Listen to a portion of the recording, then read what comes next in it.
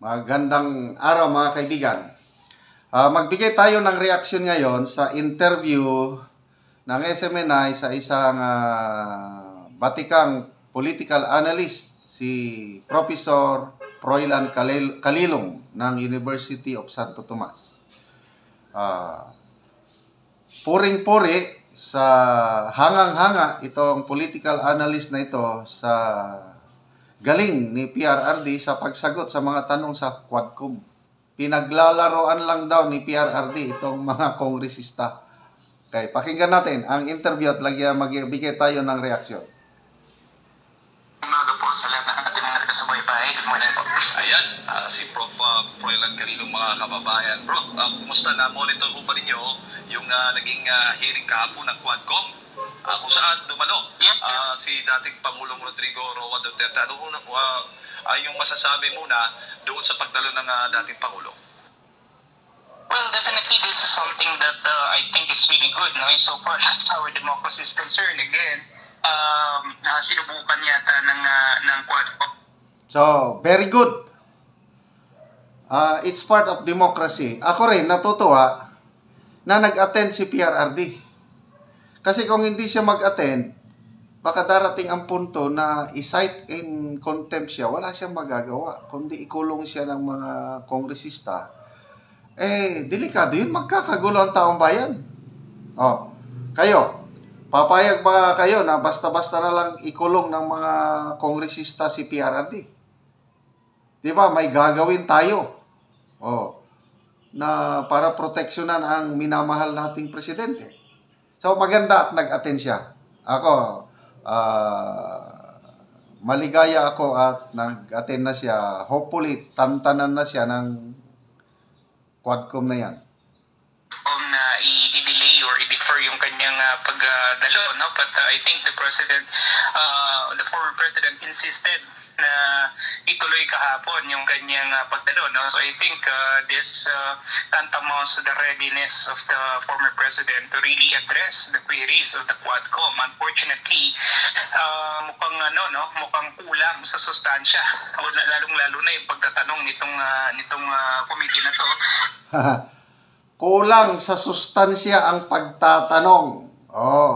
Sana marinig ito ng mga kongresista. Ang dami nilang nagpalit-palitan. At wala silang napiga. Sila pa ang nabutata. Example, Brosas. I-require niya ang dating Pangulo na mag-answer ng yes or no. Nakatikim siya ng you are not an investigator. Di ba? Don't let me answer yes or no. Akala nila siguro, maluloko nila. Kayang-kaya nila si PRRD. Sino pa yung isang kongresista? Yung Gutierrez, yung One Rider Party List. Tanong siya ng tanong tungkol sa affidavit ni Garma.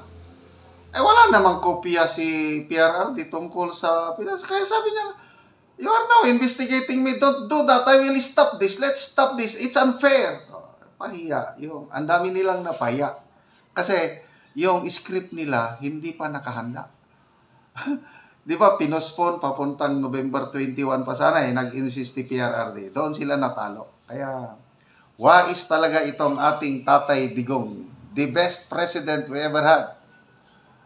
It seems to me na pang-labing-isang hearing na nila to, pero parang they were not able to build on anything from the previous hearings, and that they were not able to solidify any position against the former president. So ayan, kung napansin nyo, talagang tumpak na tumpak yung sinabi. So, wala. They have not solidified any position against the former president. Political analyst na, doctorate na So, agree ba kayo na walang nangyari o walang talunan ang mga kongresista sa nangyaring ang panalo, of course, ang ating Tatay Digong. Sabi ni Wala naman talagang bearing at wala naman talagang call this, connection doon sa pinag-uusapan. I think they should have tried to get, better resource persons na meron talagang substance, no? Meron talagang masasabi natin kilalaman dito sa pinag-uusapan, and not just anybody else, no? Just to pin down the former president. Mm-hmm. Nakita niyo rin po ba, Prof, yung consistency ng dating Pangulo sa kanyang mga sinasabi? Noon pa, bago pa lang siya, during sa kanyang kampanya noon, naging Pangulo, at until now, yung kanyang paninindigan na talagang ayaw niya sa mga kriminal.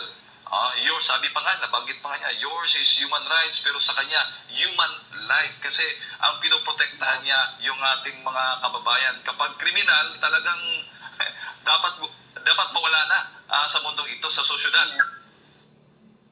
Yeah, actually, and ito yung sinasabi natin that when the narrative really comes from the heart, it will always be as normal, and as natural. Yon, yung consistency sa mga pahayag kahit nung hindi pa siya presidente, nung nagkakandidato pa lang, it comes from the heart. Kaya, ang galing nitong political analyst, professor na ito, na pag nagsasalita si PRRD, hindi nagbabago.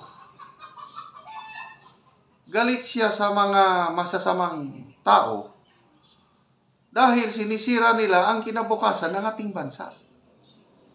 At kung ganyan ang leader natin, talagang may papupuntahan tayong maganda. Sayang, hindi nga siya nagtagal eh. Very short yung term niya, 6 years. Akala natin may continuity. Ay wala na.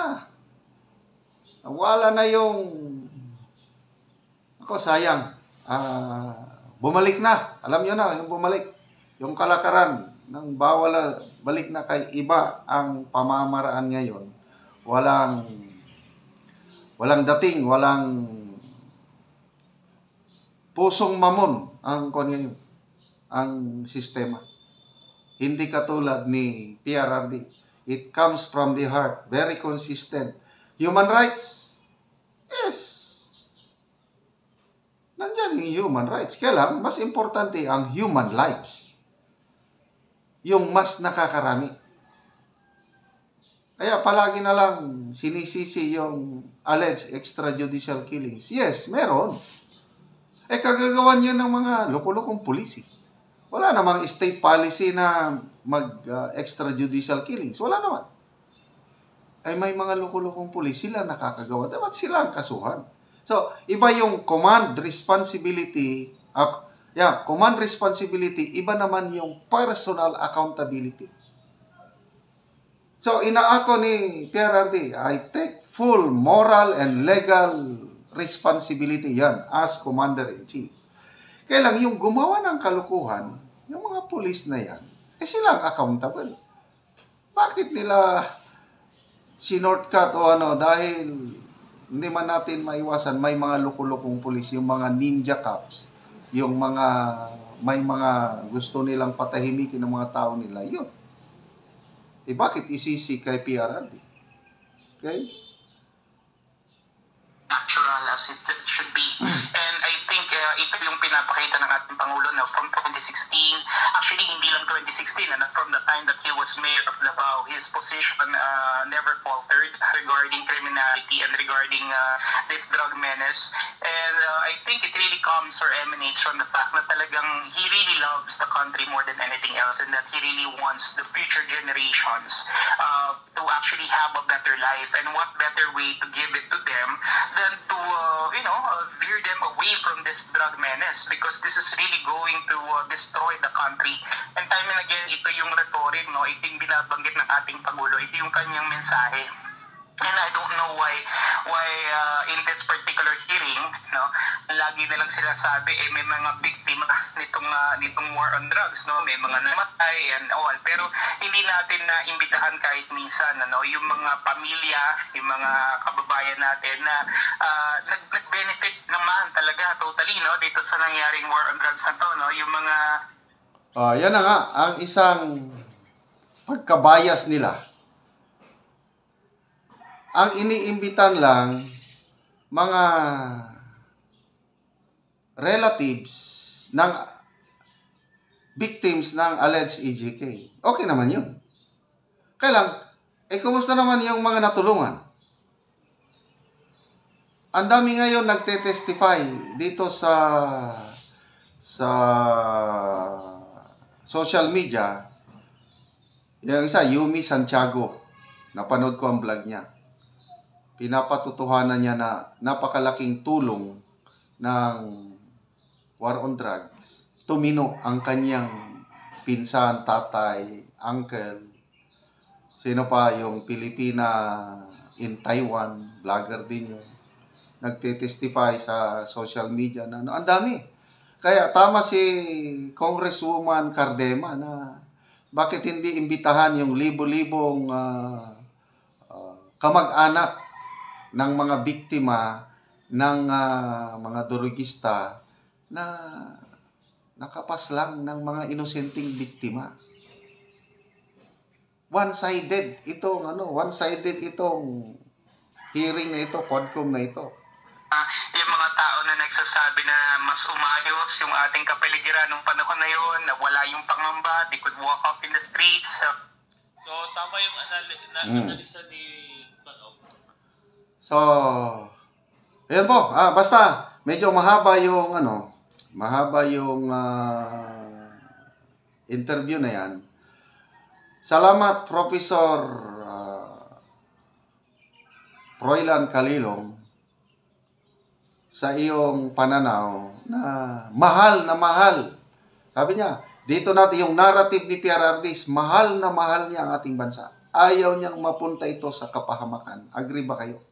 Yan din ang nakita ko Nung mayor pa siya, presidente na siya, itong hearing sa Senado, hearing sa CODCOM, iisa lang ang sinasabi niya. I did it because it is my job as a president. At kung pagbibigyan ulit ako, I will do it again. Idoble ko pa yung gagawin ko. And willing siya na makulong, willing siya na magdusa ng dahil sa kanyang ginawa. Yan po ang ating Tatay Digong, the best leader that we ever had. Sana may uupo pa siya, uupo pang leader na katulad niya.